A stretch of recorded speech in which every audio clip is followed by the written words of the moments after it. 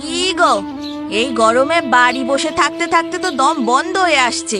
চলো না, দুদিনের জন্য কোথাও ঘুরে আসি। ঘুরে আসি বলছি? টাকা কি গাছে ফলে নাকি? দুদিন ঘুরতে গেলে কত টাকা খরচা হবে জানো? তার চেয়ে যাও বরং ওই পুকুর পাড় থেকে ঘুরে আসো। ওখানে ঠান্ডা ঠান্ডা হাওয়া দিচ্ছে আর সুন্দর প্রাকৃতিক সৌন্দর্য উপভোগ করতে পারবে। শয়তান লোক কোথাকার! বাবা মা ঠিক বলেছিল তোমার মতো হাড় কৃপানকে বিয়ে না করতে। আমারই মাথাটা নষ্ট হয়েছিল যে আমি তোমায় বিয়ে করতে গেলাম। কিপটে কোথাকার! টাকা নেই যে তেমনটা না, কিন্তু সামনে বর্ষাকাল আসছে, ঘরের ছাদটা সারাতে হবে, নইলে সারাটা ঘর তো জলে ভেসে যাবে। আবার বউয়ের ইচ্ছেটাকেও দোষ দিতে পারি না। ও আমায় বলবে না তো আর কাকেই বা বলবে? ঠাকুর, এবার একটু মুখ তুলে তাকাও ঠাকুর, কোথাও থেকে একটু টাকার জোগাড় করে দাও দেখি।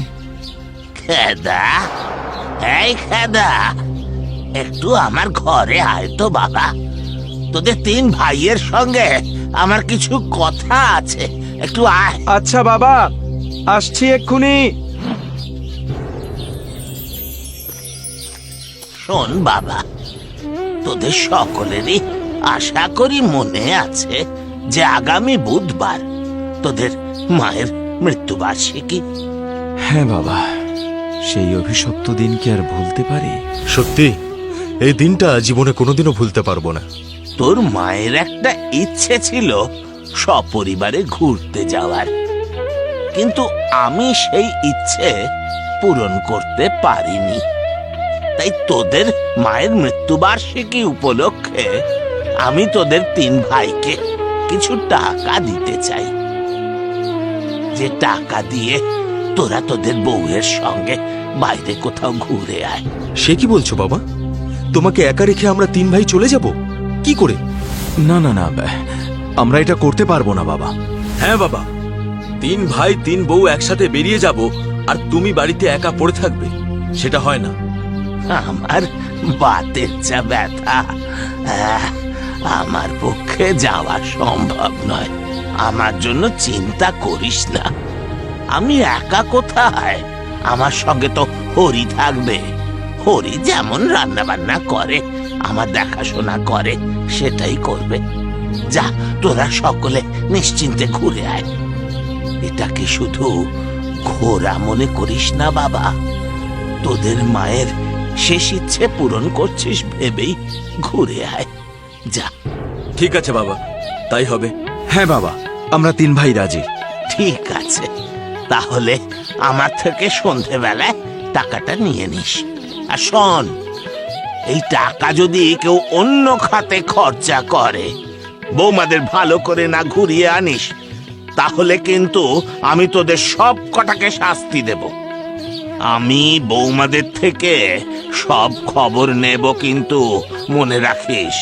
আরে না না বাবা, আমার বউ তো একটু আগেই ঘুরতে যাওয়ার কথা বলছিল, ও শুনলে খুব খুশি হবে। হ্যাঁ বাবা, তুমি এই নিয়ে কিচ্ছু ভেবো না।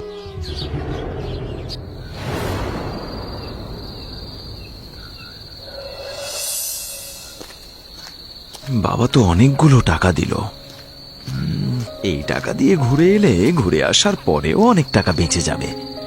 তবে হ্যাঁ, বউকে এখন কিছু জানাবো না, বউকে একেবারে চমকে দেব। তার চেয়ে বরং বাড়ি গিয়ে বউকে বলবো, শুনছো, বলছি পোঁটলা পুঁটলি সব গোছাও, একেবারে ঘুরতে বেরিয়ে পড়ি, বুঝলে? তবে তার আগে যাই, সন্ধেবেলার বাজার থেকে ইলিশ মাছ নইলে ভালো ভালো গলদা চিংড়ি কিনে নিয়ে আসি। রাতে জমিয়ে খাওয়ার সময় বউকে চমকে দেব খবরটা বলে।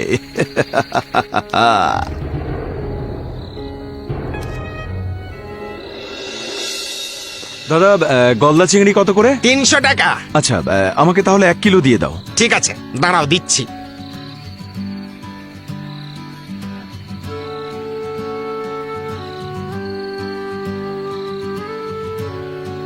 হে, বউ তো কাঁচা লঙ্কা আনতে বলেছিল, এখন কাঁচা লঙ্কা না নিয়ে যদি বাড়ি ফিরি তাহলে বউ নিজেই লঙ্কার রাজা রাবণের ভূমিকা নেবে। না বাবা, তার চেয়ে গিয়ে আগে লঙ্কাটা কিনে আনি। ও নগেনদা, বলছি আমায় 200 লঙ্কা দাও না, ঝাল দেখে দিও কিন্তু। ঠিক আছে দাদা, দাঁড়াও দিচ্ছি। এই নগেনদা, তোমার পায়ে আবার কি হলো? আরে আর বলো না, ঘরের চালে উঠেছিলাম লাউ পাড়তে, কিন্তু দেখো এত খারাপ কপাল, লাউ তো পাড়তেই পারলাম না, উল্টে ছাদ ভেঙে নিচে পড়লাম, তাই পাটা গেছে।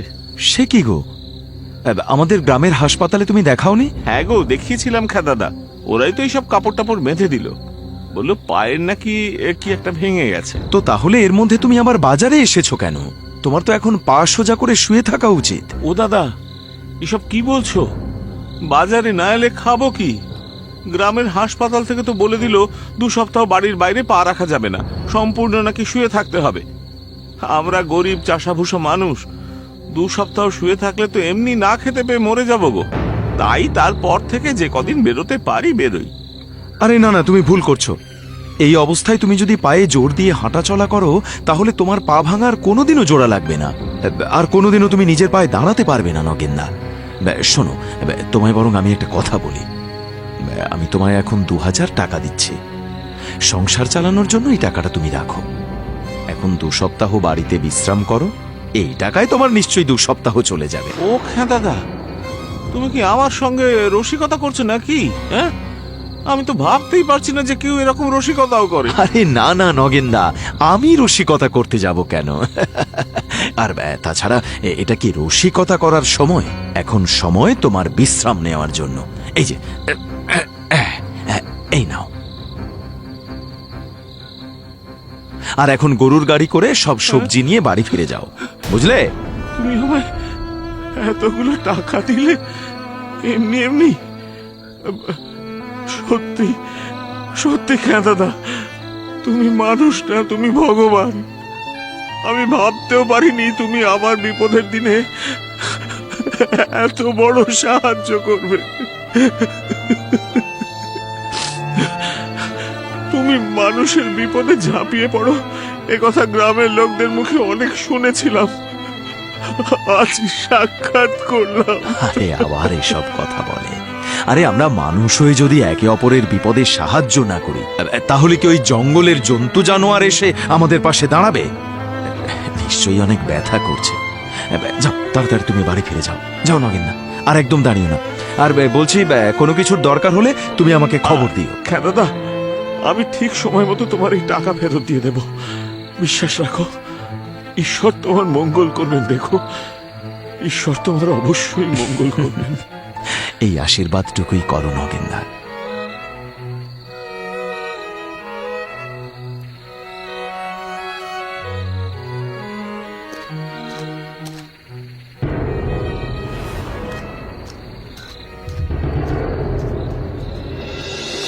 ওই গো, আরে দেখো দেখো, বাজার থেকে কত বড় বড় জ্যান্ত গলদা চিংড়ি এনেছি দেখো। না, আমার চিংড়ি মাছ চাই না। আগে বলো, বাবা যে টাকাটা দিয়েছিল ঘুরতে যাওয়ার জন্য, সেটা কোথায়? টাকা? তুমি কি করে জানলে? আমি কি করে জানলাম সেটা বড় কথা নয়, আগে বলো সেই টাকা কোথায়?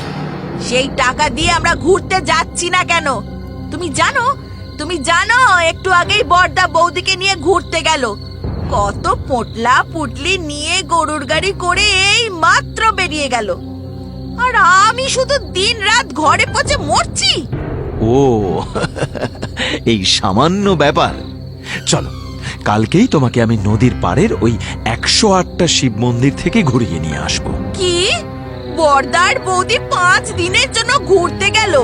মেজদার বৌদি কাল ভোর ভোর ট্রেন ধরে ঘুরতে যাবে দিন 5 জন্য, আর তুমি একদিনের জন্য আমাকে ওই নদীর পাড়ে নিয়ে যাওয়ার কথা বলছো? বউ, কি করে যে বলি তোমায়, আসলে কি জানো তো, মানে বাবার দেওয়া টাকাগুলো না সব আসলে খরচ হয়ে গেছে। কি? অতগুলো টাকা তুমি এইটুকু সময়ের মধ্যে উড়িয়ে ধ্বংস করে দিলে? আরে না না, রয়েছে। আর বলছি, সেই টাকা দিয়ে চলো না আমরা ধর্মস্থানে গিয়ে একটু পুণ্যি করে আসি। নিশ্চয় তাস খেলে বাজি হেরে সব টাকা উড়িয়ে এসেছো না? আর এখন এসে বলছো টাকা শেষ হয়ে গেছে। দাঁড়াও দাঁড়াও, আমি ঘুরে আসি, তারপর বাবাকে সব জানাবো। তোমার সব হাঁড়ি আমি ভাঙবো, এই বলে দিলুম। দেখো দেখো দেখো দেখো, শান্ত হও। তুমি আমায় ভুল বুঝছো বউ, কিন্তু কিছু করার নেই। আমি কাউকে সাহায্য করে সেটা ঢেড়া পিটিয়ে তো বলে বেড়াতে পারবো না। সাহায্য করে আমি নাম কিনতে শিখে নিছে।